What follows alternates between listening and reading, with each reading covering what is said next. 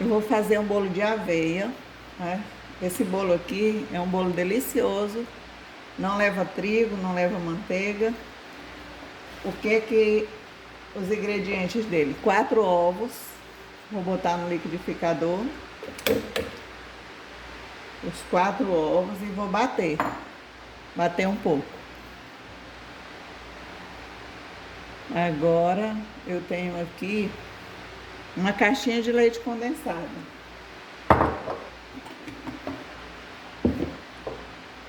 Ela é de 395 gramas.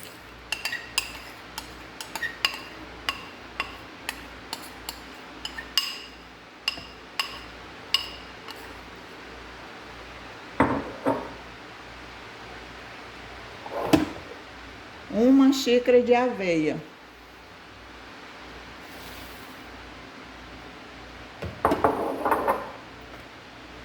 Três colheres de chocolate em pó.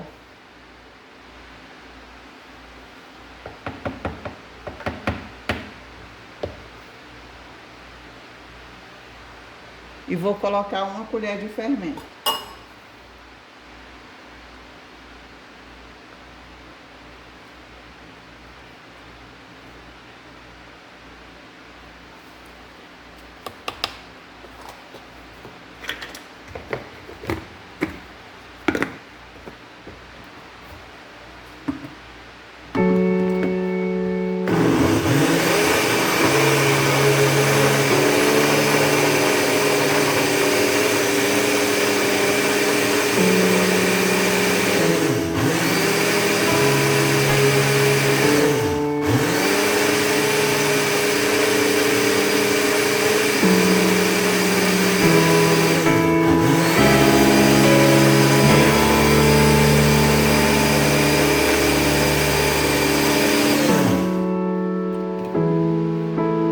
Tá pronta a minha mistura de bolo. Rapidinho. E aqui está o bolo de aveia.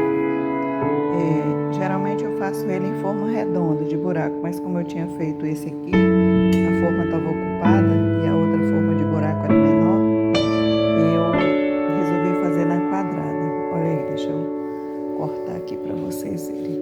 Não tem trigo.